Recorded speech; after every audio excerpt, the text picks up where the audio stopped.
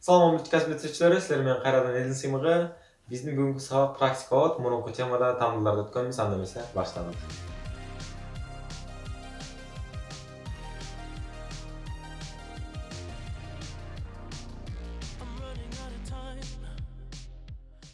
Эми бул эсепти чыгаруудан мурда биз деген минустарын азырынча четке алып туралы. Бул минустарды бул жакта турупсун, бул минустарды бул жакта турупсун. Азыр биз мына булар менен эле иш жүргүзөлү. Демек, бул жакта азыр 2 тамыр асты 2 туруп турсун өзүнчө. Анан бул жакта өзүнчө 2 бөлүнгөн тамыр асты 2 дейт. Не кылсак болот эми биз? Биз азыр билбейбиз кайсы чоң кайсы кичинекей экенин, туурабы? Биз деген эки жакты тең бирдей санга көбөйтүп, бирдей санды алып, бирдей санды кошсок эчтеке келбейт болчу. Ошол менен бирге биз деген бирдей санга квадратка көтөрүп дагы эчтеке өзгөрбөйт. Мен мына мисалы үчүн муну дагы квадратка көтөрөм, анан бул жактагыны дагы квадратка көтөрөм. Могу квадрат деген буга да таандык болот, буга да таандык болот эгер ортосу көбөйтүү болсо. Демек, ортосу көбөйтүү болуп турат. Демек, бул деген 2-нин квадраты көбөйтүлгөн тамыр асты 2-нин квадраты. Бул жакта 2-нин квадраты бөлүнгөн тамыр асты 2-нин квадраты. Бул 2 буга да таандык, буга да таандык. Эми ушул жерден 2-нин квадраты 4 болот, анан бул жактан бул квадрат менен тамыр кыскарып кетет, анан бул жакта 2 калат. Демек, бул жак 8 экен азыр. 8 болду. Демек, бул жакта минус бар болчу. Минус 8 чыкты. Бул жактар бул жак үстү 4 болот, 4 бөлүнгөн асты бул квадрат менен квадрат кыскарып кетет, 2 калат. 4-тү 2 бөлсөк барабар канча? 2 чыгат. Демек, бул жерде минус бар болчу. Минус 2 чоңбу же минус 8 чоңбу? Кайсы чоң?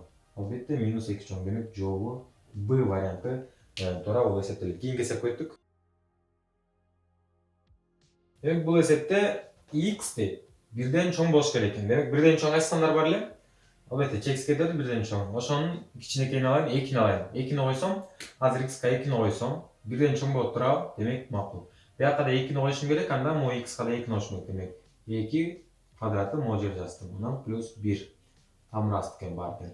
Эми бул жактагы 2-ни, азыр бул жакка жазып коеюн. Бул жакта 2 чоңбу же бул жактагы тамыр асты 2-нин квадраты кошулган 1 чоңбу дейт. Биз билбейбиз бул канча чыгарынчы. Ошондуктан биз деген бул жакты да квадратка көтөрүп, мына монун баарын тең. Анан бул жакта квадратка көтөрсөк, анан түшүнөбүз. Демек, 2-нин квадраты бул жерде 4 болот. Анан бул квадрат менен могу тамыр жоюшуп кетет. Албетте могу квадраттык тамыр болгон үчүн, эгерде могу жерде 3 болуп калып турган болсо жоюшпайт болчу. Демек, бул квадрат тамырлар жоюшат. Анан бул жакта 2-нин квадраты деген 4 болот. 4кө 1 кошосуң, дайыма эле 5 чыгат, Дайыма эле деген могу жакка мисалы үчүн 3-тү коюп койсоң деле, бул жак 9 чыгат, 9га бөлсөң, бул жак 9. Негизи жообу дайыма ачат. Бул жакта тамыр асты 9-дун квадраты турат, бул жакта 3 тамыр асты 9. Кайсынысы чоң? Биз деген азыр мындай алып көрөлү. Бул жакта 9дан 2 бар, 9 көбөйтүлгөн 9. Макул.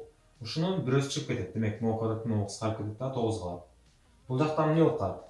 Бул жакта деген могу 9дан канча чыгат? Тамыр асты 9дан 3 чыгат, Анан бул жакта 3, демек 3кө 3-тү көбөйтсөк 9 чыгат. Бул 9 менен бул 9 экөө барабар, демек жообу В экен. Мына ушундай оңойлор келип калышы ыктымалдуулугу аябай көп. Бул жакта мындай карасак билбейбиз кайсы чоң экенин. Ошондуктан биз эмне кылабыз? Тамырлардан кутулуп салабыз. Могу жактан 5ти чыгарып салсак, могу квадрат менен бул квадратты салсак, бул жакта 5 эле калат, 5 чоңбу же могу жактагы канча болот? 2 4 болот, 2-нин квадраты 4 болот, плюс 3-тин квадраты 9 болот. 9 болот, Эми карайлы. Билбейбиз бундан канча чыгат экен. Тамыр асты 13төн канча чыгарын билбейбиз. Бул жактан барабар тамыр асты 13пү? Демек 13, Тамыр асты 13 чоңбу же 5 чоңбу? Билбейбиз азырынча. Ошондуктан биз эмне кылабыз? Бул жакта квадратка, бул жакта квадратка көтөрөбүз. Бул жакты квадратка, бул жакта квадратка. Бул менен бул кыскарат, бул жакта 13 калат. Анан эми бул жакта 5-тин квадраты 25, ошондуктан жооп А варианты болот. Эми муну бат чыгарсак деле болот, бирок кээ бирлер түшүнбөй калышы мүмкүн. Ошондуктан мен майдалап көрсөтүп бергенге аракет кылайын. Демек, могу жерде квадраттык тамыр, могу жерде 2 окшош сан чыгыш керек деп атат.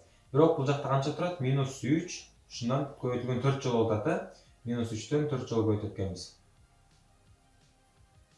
Андан кийин мунун баары тең квадраттык тамырдын ичинде 4 жолу. Демек, 2 окшош 1 болуп чыгып кетет дегенбиз. Демек, минус 3 чыгат бул жакка.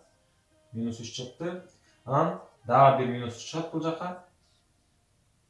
Демек, бул жакта эчтеке калбай калат, тамыр жоголуп кетти. Бирок минус 3кө минус 3тү көбөйтсөк канча чыгат? Бизде деген 9 чыгат, плюс 9 чыгат. Минуска минус көрсөк, плюс чыгат. Анан бул жакта карайлы. Бул жакта деген минус 3'tü канча жолу көбөйтүп атат? 3 жолу көбөйтүп экенбиз.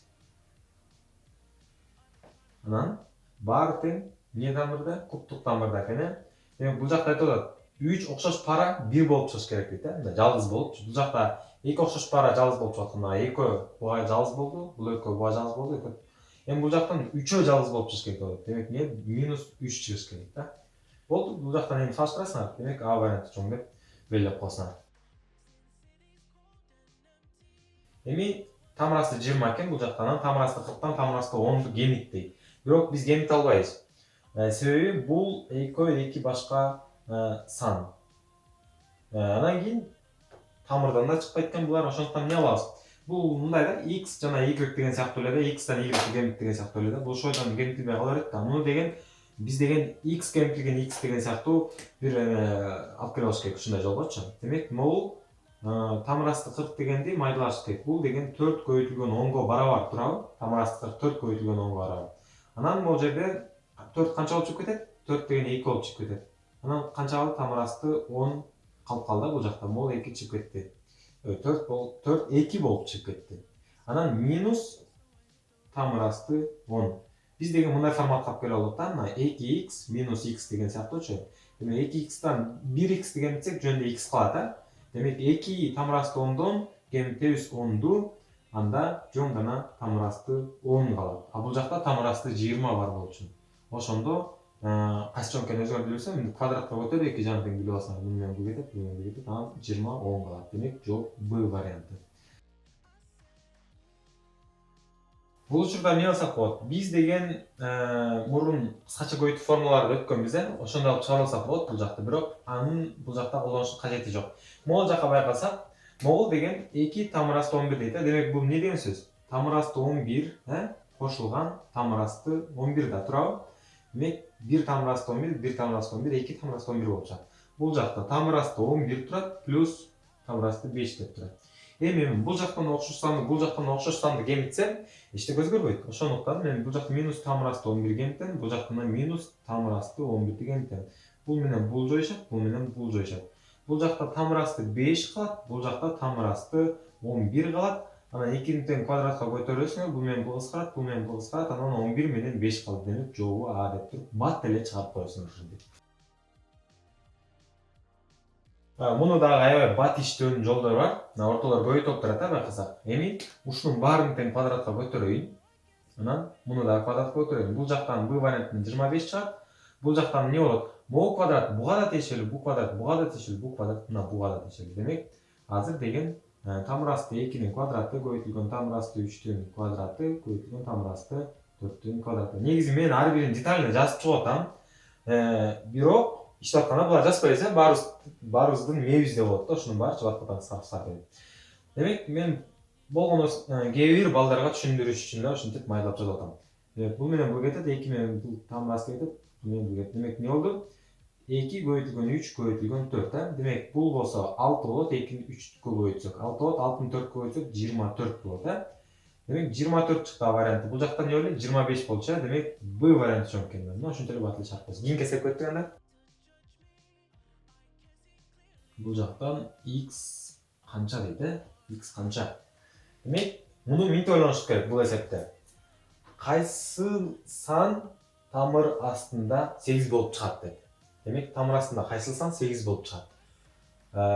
Демек, 64 да турабы? 64 тамыр астында 8 болуп чыгат. Демек, 64 макул. 2-нин экинчи даражасы 4кө барабар, 2-нин экинчи даражасы 4кө барабар. Демек, дагы 2-нин экинчи даражасы 4кө барабар. 16 болду, 16. Анан дагы 2-нин экинчи даражасы 4кө барабар, 16. 16-ны кайра 4кө көбөйтсөк, мына 64 келип чыгат. Демек, могул жерде 2ден канча экен? 2-нин экинчи даражасы, 2-нин экинчи даражасы, 2-нин экинчи даражасы. Баары тең көбөйтүлөт, могуга көбөйткөндө 64 чыгат. Демек, 2-нин экинчи даражасы көбөйтүлгөн 2-нин экинчи даражасы көбөйтүлгөн 2-нин экинчи даражасы бул деген 64. Туура. Бирок биз деген муну кантип жазсак болот эле? 2-нин баарын кошуп алсак, негиздерин жазып туруп, канча 1 2 3. Демек, 6-чы даражасы экен. 2-нин 6-чы даражасы. Демек, 2-нин 6-чы даражасы болгондо 64 болот. Анан 2'nin 6 darajасы barabar 8. Ne üçün? Antkeni 2'nin 6 darajасы деген 64. Ал эми 64төн деген 8 чыгат. Демек, x деген могу жерде болчу. Демек, жооп эмне экен? X barabar 6 экен. Мына жолун ушинтип жазып койсок болот. Шартты эң биринчи шарттар ачыш керек. Демек, x менен y тегенкенде 0 экен. 0дөн 0 алсак 0 турабы? Бирок бул жакта x 0га барабар болбош керек экен. Демек, могу жер 0 болбош керек экен. Анда мисалы үчүн 0дөн башка кандайдыр бир сан алалы макул. 2'ni алалы. 2'ne 2 0га барабар эмес. Демек, 2 шарт менен аткаралы. 2'ден кайсыл санды алсак 0 чыгат. Албетте 2'ден 2'ni алсак 0 чыгат турабы? Демек, x дагы y дагы 2ге барабар экен. 2 экен, x'e жаздым. Анан 2016 даражасы экен. Бөлүү сызыгын мен мынтип жазып алайын. Анан y канча экен? 2 экен. 2'nin канча? 2016 даражасы экен, 2016 даражасы экен. Демек, эмне кылат элек? Тамырдан, жок, мурунку даражаларды жоктан көргөнбүз. Негизин жазып алабыз, формулада чыгарганбыз буга. Анан үстүнкү менен астыңкын келип коебуз. 2'nin канчанчы? 0 даражасы, бирок каалагандай сан 0 даражасы 1ге барабар. Ошондуктан B вариантыбыз 1, A вариантыбыз 1, анда экөө барабар. Демек, жооп Всы. Кийин кесип көттүк. Демек, бул жакта деген даражалары кичине башкача экен. Даражалары жөнөкөй өлчөктөр экен. Жөнөкөй өлчөк эмес, жумуна бөлүүлөр бар экен. Демек, жөнөкөй өлчөк алып коелу. M барабар 1 бөлүнгөн 3 барабар 5 экен. Байкайлайын ушул жерден. Бул 3 деген бул жакка кетиш керек, тамыр болуп, ушунда. Тамырды жаздык. 3 болуп. Анан 1 деген эмдин мына бул жерине кетиш керек болчу. Эмдин мына жака түшүш керек болчу. Баары жаттаганбыз муну, мурунку сабакта өткөнбүз. Анан ушул 5ке барабар экен. 5ке барабар экен. Түшүндүк, 5ке барабар экен. Демек, кайсыл санды 3-чү тамыр астына киргизсек 5 чыгат. Мына ушинтип ойлош керек. Демек, 5 деле эмне алабыз? Эмди табыш үчүн. Эмди табыш үчүн биз деген бул жакты да 3-чү даражага, бул жакты да 3-чү даражага көбөйтөбүз, Ошондо мына могу 3-чү менен 3-чү кыскарат. Бул жакта канча? Мдин биринчи даражасы баары m болот. Ал эми 5'in 3-чү даражасы 125ке барабар. 5'те 5 бөлсөң 25, 25'те 5 бөлсөң 125. Демек, мди таптым. 125ке эмне кылып жазып коеюн? 125 көбөйтүлгөн m дейт. Мди табышым керек. Макул, мди табам. Демек, жада калсам мону мынтип деле койсом болот экен. Жон гана кээ бирлер эсептей албайт, ортодон эсептеген убакыт жага жон гана 5'in 3-чү деп жазып коелу. М баардыгы 5'in 3-чү деп. Эчтеке болбойт. Кээде мисалы үчүн 25'ти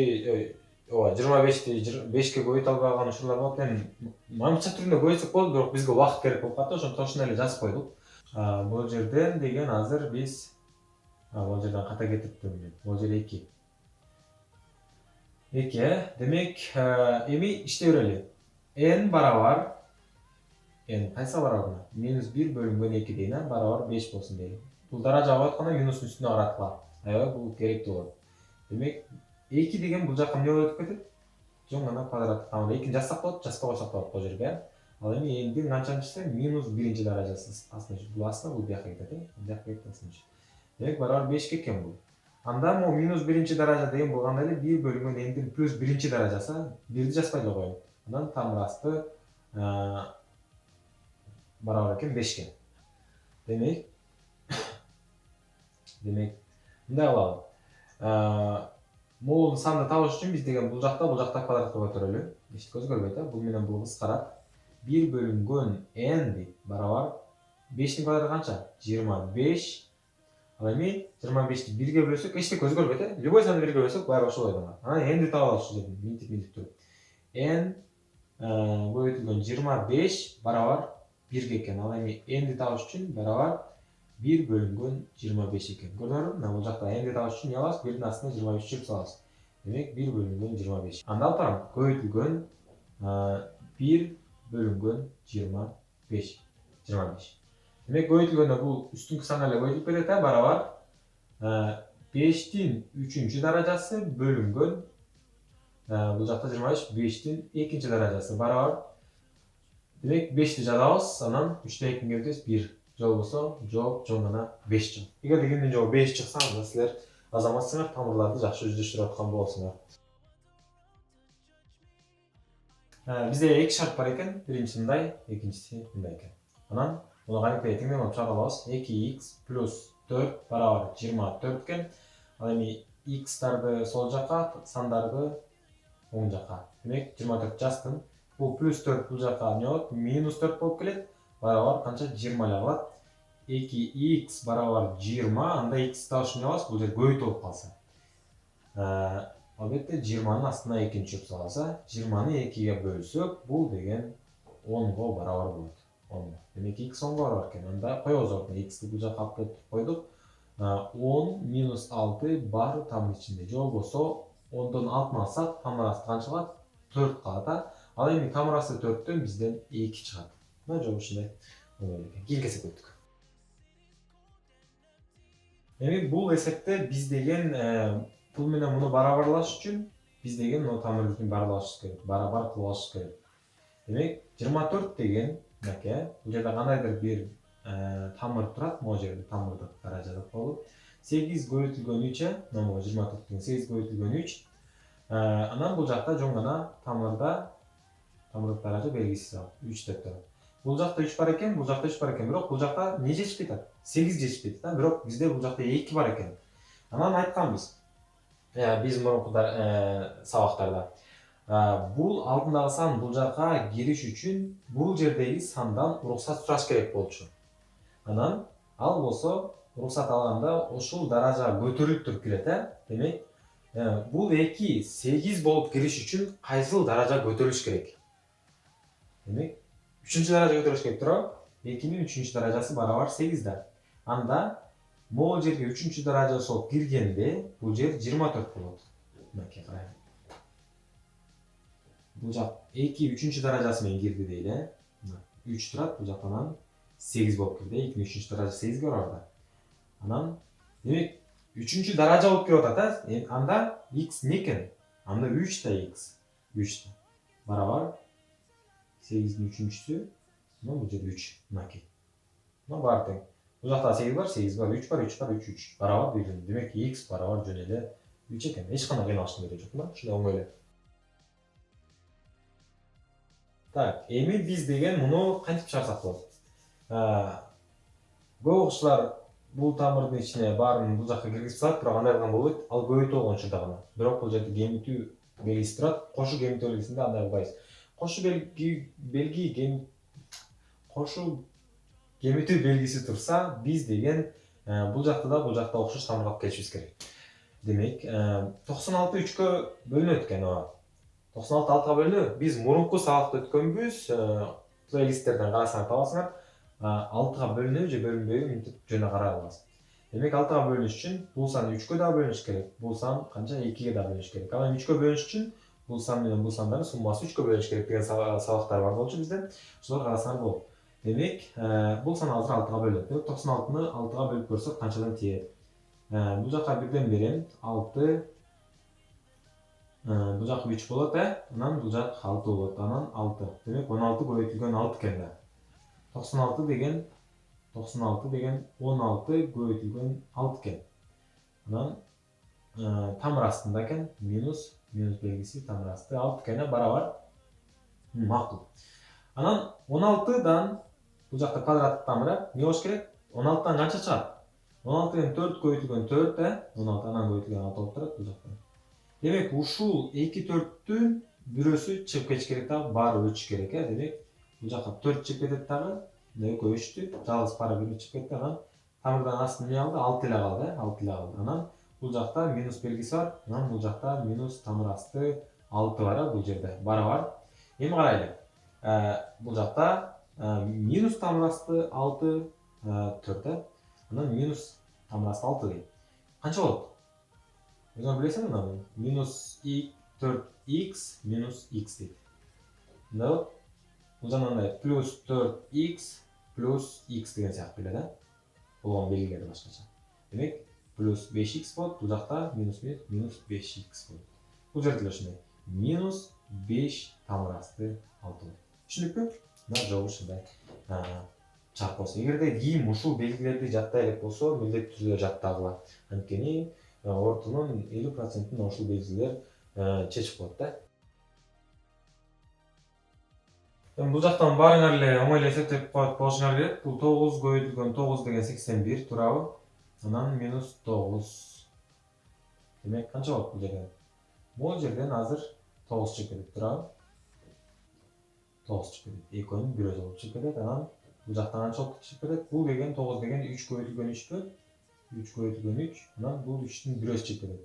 3 болуп. Демек 9 3 табабыз 6. Демек жооп 6 экен. Демек тамырасты 20 деген бул 20 деген сөз өзү бул деген 2 көбөйтүлгөн 10 туурабы? 2 көбөйтүлгөн 10. Ал эми 10 деген сөз бул деген 5 көбөйтүлгөн 2. Ошонун баары тең тамырында экен. Көбөйтүлгөн тамырасты 5 экен. Эми могул 2 пара жалгыз 2 болуп чыгып кетет. Бул жакта жоң гана тамырасты 5 калат. Анан көбөйтүлгөн тамырасты 5 дейт. Жана эгерде кошуу болуп турган, эгерде кошуу болуп калса анда бул жакка тамырасты 3 тамырасты 5 болмок, 3 тамырасты 5 болмок. Бирок бул жерде эмне болуп турат? Көбөйтүү болуп турат. Ал эми көбөйтүү болгон эмне делек? Мунун баарын тең бир тамырга алып жазсак болот. Демек 2 көбөйтүлгөн тамырасты бул да көбөйтүү да. Тамырасты 5 көбөйтүлгөн 5. Анда бул 5тен жалгыз да бир 5 болуп чыгып кетет, бул 5. Анан тамыр жок болуп кетет. Астында 2 бар. Демек жообу 10 экен, мынакей, жообу 10. Мына ушунча эле бат эле шарт болобуз. Кийинки эсепке өттүк. Демек 162. 162 2 бөлүнөт. 162 бөлүнгөн 2 бул деген мында беребиз 8ден беребиз 16 0 анан 2 келип түшөт. Анан 1ден беребиз. Демек 81 экен, 81 көбөйтүлгөн 2 бул 162 экен. 81 көбөйтүлгөн 2 бул деген 162 экен. Анан x дейт. Барабар бул жакта 2 анан андай эле окшош экен, Бул жакта 2 бар экен, 2 бар экен. Бул жакка эмне жетишпейт? 81 жетишпейт. 3 канчанчы даража болуп киргенде 81 болот. Карайлы. 81 деген бул 9 көбөйтүлгөн 9 туурабы? 9 көбөйтүлгөн 9. 9 көбөйтүлгөн 9. Ал эми 9 көбөйтүлгөн 9 деген сан өзү 3 көбөйтүлгөн 3 мына бул. Ал эми бул дагы 3 көбөйтүлгөн 3. Демек 3төн 4 болуп кириш керек экен, туурабы? 3төн 4 болуп кириш керек экен.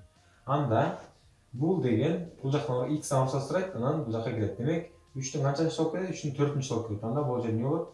Өчөт дагы бул жер 4 болот. Бул жер барабар болуш үчүн бул жер дагы 4 болуш керек. Ошондо мынакей барабар болот экен да. 2 көбөйтүлгөн 81. Демек x-тар таптыган, x-тар жоң гана 4 болот экен. Эми бул эсепти мына алып чыгып койсок болобу? Баарын тең бир тамырга киргизип коштосок болобу? Болбойт, кошууда болбойт. Ал жоң гана көбөйтүүдө иштейт. Кошууда деген ар бирин мындай окшош болуш керек да. Азыр көрөсүңөр. Демек бул 20 деген 2 көбөйтүлгөн 5, 2 көбөйтүлгөн 5 10 болот, аны кайра 2 көбөйтөбүз. Демек 5 көбөйтсөк 10, 10ду кайра 2 көбөйтсөк 20 болот. Анын баары тамырда экен.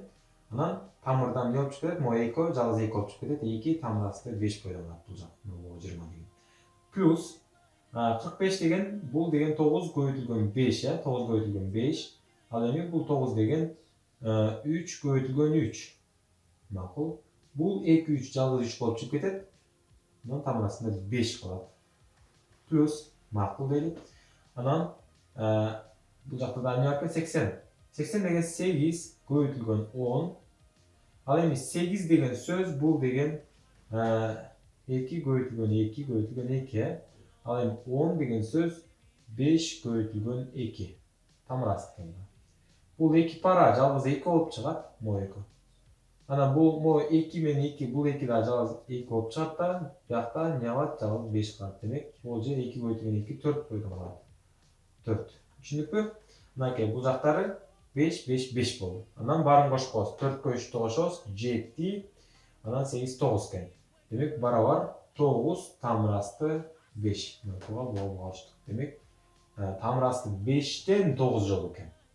Түшүндүк, тамырасты 5тен 9 жолу. Негизи жооп ушул. Бирок берилишинде мындай жооп берилбептир. Ошондуктан биз деген муну 9дун квадраты кылып киргизебиз ичине. 9дун квадраты көбөйтүлгөн 5 дейт. 9дун квадраты деген бул 81, 81ди 5ке көбөйтсөк 405 келип чыгат экен. Бизде бул жердеги эң чоң көйгөй мына могул эки жерде. Ушунун квадраты канча Эгерде бул жер көбөйтүү болуп калса, биз деген 2-ни буга да даража көтөрүп салмакчыбыз. Бул жерде кошуу болуп турат, ошондуктан бул 2 буга да карабайт. Бул 2 деген могу кашадан 2 жолу деген түшүндүрөт да. Демек, тамыр асты 2 кошулган 3, ошондон дагы бир кашада тамыр асты 2 кошулган 3 деген сыяктуу. Түшүндүк, Демек, бул эмненин формуласы болуп калат? Бул деген кыскача көбөйтүүнүн формулалары. Мында өткөнбүз. Демек, плейлисттен издеп карасаңар болот баардык өтүлгөн сабактарды. Демек, кыскача көбөйтүүнүн формулалары экен. Анда алгандай эле а квадрат минус 2аб же болбосо плюс анан плюс b квадрат болчу. Ошондо а квадратына могу тамыр асты 2 жазып коеюнчу. А квадрат плюс 2аб плюс b квадрат. Бул деген эмне? А плюс b'нын квадратынын формуласы. Демек, ушундай болуп калды. Эми а деген сразу могу тамыр асты 2. Тамыр асты 2нин квадраты плюс 2 көбөйтүлгөн тамыр асты 2 көбөйтүлгөн тамыр асты 3 кошулган тамыр асты 3-түн квадраты. Бул жактан бул менен бул кетет да 2 калат, плюс бул экөө көбөйтүү болуп турса, ичине 1 каша алып жазылат, Демек, 2 тамыр асты 6 плюс канча болот? Бул менен бул кетет 3 экен. Демек, 3кө 2-ни кошобуз 5 плюс 2 тамыр асты 6 экен. Демек, кашабыздын ичи эмне болду? 5 плюс 2 тамыр асты 6. 5 плюс 2 тамыр асты 6 дейт бул жер. Анан бул жакта минус белгиси экен, бул жак минус белгисин кое туралы, азырынча бул каша. Бул жерден 25тин квадраты мына бул жерде. Могу квадраттын могу тамыры кыскарып кетет дагы. Демек, бул жерде деген 25 чыгат. 25 плюс 24 деген 8 көбөйтүлгөн 3, могу 24. 8 деген 2 көбөйтүлгөн 4. Тамырдын ичинде экен, ушунун баары тең. Бул тамырдан 4 деген 2 болуп чыгат. Анан 2 менен 3 калып калат, 6 болуп. Чыгарбай калабыз экен. Бул 4 болсо, 2 жалгыз 2 болуп кетет, 25 плюс 25. Демек, бул жерибиз мына могу кашанын ичинин баары тең 25 плюс 2 тамыр асты 6 экен. Анан мына могу жерде минус дагы чоң роль ойнойт да. Анткени бул минус деген минус 1 деп элестетишик. Минус 1ди мына буга көбөйтөбүз, анан минус 1ди буга көбөйтөбүз. Демек, 5 плюс 2 тамыр асты 6, ушуну жаздым. Минус болот, минус 1ди 25 көбөйтсөк, минус 25 чыгат. Минусду кайра буга көбөйтсөк, минус 2 тамыр асты 6 чыгат. Ошондо плюс тамыр асты 2 6 менен минус тамыр асты 2 6 кетет 0 болуп. Анан минус 25 эмтебиз 5ти минус 20 чыгат. Ошондо жообубуз минус 20 болуп калды. Эгерде ким бул теманы түшүнгөн болсо, эң жакшы. Түшүнбөй калган болсо, кайра ушуну көрүшкө туура келет. Эми ойлонсок, бул жакта кандайдыр бир сан бар. Аны 11 көбөйтсөк, бул жакта кандайдыр сан, аны минус 11 көбөйтсөк барабар болот экен. Кайсы сан болушу мүмкүн? 1 коюп көрөйүн, кичинеден баштайын. 1ден тамыр астынан 1 чыгат. 1ди минус 11 көбөйтсөк, минус 11 чыгып калат. 1 11 минус плюс 11 көбөйтсөк, плюс 11 чыгып калат мына. 11 барабар минус 11 болуп калат да. Бирок барабар эмес чынында. Минус 11 башка, 11 башка. Кайсыл сан барабар болушу мүмкүн? Ага кайсыл санды койсок, экөө барабар болот. Ага 0ду койсок барабар болот. Ага 0ду коюп, тамыр асты 0 минус 11. Тамыр асты 0дөн 0 чыгат, 0ду минус 11 көбөйтөсүң, плюс 11 көбөйтөсүң, баары андан 0 чыгат барабар. Биякта эле ушун. 11 тамыр асты 0ду койдум, бул жактан 0 чыгат, 11 көбөйтүлгөн 0. Плюс болобу, минус болобу 0. 0 барабар 0. Демек анда а барабар эмне экен? 0 экен. Жооп 0. Келсе койдук. Бул эсепте биз деген теңдеме сыяктуу чыгарып, биринчи сандарды оң жакка, анан таң басарларды сол жакка топтойлу. Минус 3х калат бул жерде. Барабар 41 минус 71 болот. Барабар бул жактан деген 30 калат, минус 30 калат. Эми бул жактан деген минус тамыр асты 3х. Демек, биз азыр мына могу жерди таап алалы. Бул жер көбөйтүп атат. Демек, тамыр асты х барабар минус 30, бул минус 3, минус тамыр асты 30'тун астына кетет, барабар минус 30'ду 3кө бөлсөк, минус 3кө плюс 10 чыгат. 10. Demek tamыр asты x barabar 10 eкен. 10 eкен. Ал эми жөн эле бизге x керек болуп калса, x табыш керек анткиле. Тамыр асты x эмес. Анда экөөнү тең квадратка көтөрөбүз. Ошондо x барабар 10дун квадраты же болбосо x барабар 100гө деген жооп келет. Демек x 100 мынакей. Эми бул эсепти жөнөкөлөткөндө бизге деген эң негизги мындай эреже бар. Бул бардык тамыр буга да бала тиешелүү. Демек ушунча жазалы 16, алтын 16-чысы, б'нын 4-чүсү жана s'нын 2-чиси. Ушунун баары тамырда экен. Бөлөбүз, астындагы өзүнчө тамыр кылып койсок. 4d'нын квадраты жана i'нин 2-чи даражасы барабар. Эми карайлы. 4төн канча чыгат? 16дан 4 чыгат. 16дан 4 чыгат анткени квадрат тамырда. 16дан 4 чыгат. Анан бул жерден деген A'дан 16 жол экен. A'дан 16 жол. Канча чыгат деп ойлойсуң? Бул жактан A'нын 8-чиси болуп чыгып кетет, Демек A'нын 8-чиси болуп чыгып кетти. Анан B'нын 4 экен. 1, 2, 3, 4. Ошонун 2 бул жакка жалгыз болуп чыгып кетти, да 2 жалгыз болуп чыгып кетти. Демек B'дан 2 чыгат. Анан S'дан 2 бар экен. Канча чыгат? Жөн эле жалгыз болуп чыгат. Бөлүнгөн бул жактары 4төн 2 чыгат. Анан бул жерден жөн эле D чыгат өзү эле. Анан E'ден жалгыз эле чыгат. Мына жол ушундай. Жол ушундай.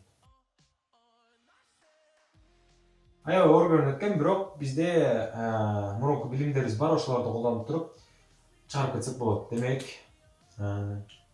маркерлерди чукпай баштап окшойт,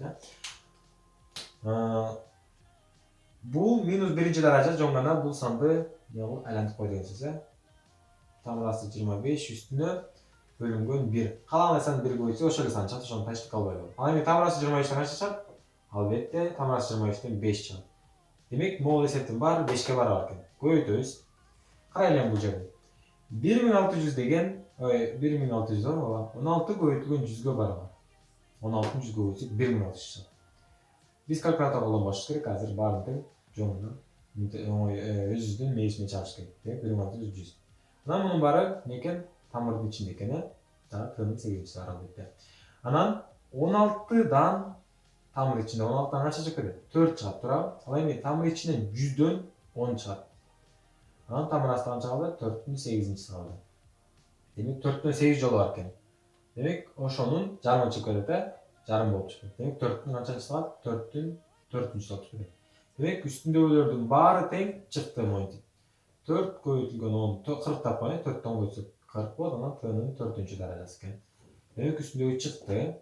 Бөлүнгөн астындагы 625 экен. Бул тамырдан чыгып кетти, могу тамыр үстү бошоп калды. Бирок бул жакта тамыр бар экен, дагы бир тамыр бар да. Демек, дагы бир тамыр бар экен. Бул үстүн чыкты. Эми карайлы, 625 деген бул деген 5тин 4-чү даражасы. Демек, могу жерде 2 бар болчу, могу жерде 2 бар. Демек, квадрат тамырларда. Анан биздин эреже жаттаганбыз мурунчу.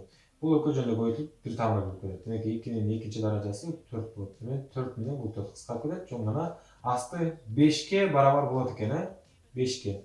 Бул үстүнө көбөйтүлүп кетет, мына бул 5. Анан эгерде ортолоруна көбөйтүлүп турса, биз ошондой кыскартсак болот. Анда жолу 40тын 4 40 көбөйтүлгөн 4түн 40 көбөйтүлгөн T'нын 4-чү даражасы экен жолу. Берилиш аябай жүрөктү түшүрөт экен, бирок бул кичине логика жактан иштеп койсо оңойраак болот. Болгону биз деген могул жерге байкоо жүргүзүш керек, бул жерге. Демек, бул 5 көбөйтүлгөн 5тин 1-чи даражасы, бул эле 5тин 1-чи даражасы экен. Демек, окшош сандарды бири-бирине бөлсөк 1 деген санды алабыз, Демек, мисалы 8 8 бөлсөк 1 деген сыяктуу. Бул деле ошондой болот, окшош сан. Демек, могул жердин баары 1ге барабар болот, 1ге. Анан бөлүү дейт, бөлүүсүз мындай бөлөйүн. 5 анан 5тен 1. 5тен 1-чи даражасы. Анан көбөйтүлгөн 5тин 1-чи даражасы. Көбөйтүлгөндө бул үстүнө көбөйтүлүп кетет, демек. Карагыла. Бул деген 5тин 1-чи даражасы. Ал эми жана эле айткандай, окшош сандарды өзүнө бөлсөк, кайра эле 1 чыгат деген жол 1 экен. Аябай оңой эле бул. Бир 10 секундда кетет го, чыгарып койсок. Кийинки эсепке өттүк. кыскасы бул 3 даражасындагы тамыр экен, Анан анда эле бир сан чыгат экен, анан А оштошсок 5 чыгат экен. Аны теңдеп чыгарсак болот да ичинде. Демек А 3-чүсү барабар 5тен кемитебиз. Мына бул 3 бияка кетет, 3тө жол болсо 2 чыгат. 2 чыгат. 2 чыгат. Анан кийин мына деген 3-даражага өтөбүз, мында 3-даражага өтөбүз. Бул менен кыскарат. Демек А барабар 2-nin 3-даражасы. Демек А барабар 2-nin 3-даражасы. Демек 2-nin 3-даражасы 8 болот. Жооп 8. Мына ушунча оңой чыгарсак болот. Мына биздин сабагыбыз ушундай көлөмдүү болду. Эгерде ким видеонун аягына чейин жеткен болсо, анда силер чындыгында азаматсыңар. Себеби деген көп эле адамдардын эрки жете бербейт ушундай нерселергечи, аягына чейин көргөнгөчү. Бирок силер деген бир ишти баштагандан аягына чыксаңар, анда силер албетте көп нерсе жетишесиңер, анда ОРТдан дагы жогорку балл аласыңар деген ишеничтемин. Силер менен элдин сыймык болду. Кийинки сабакта көрүшкөнчө кош болуңар достор.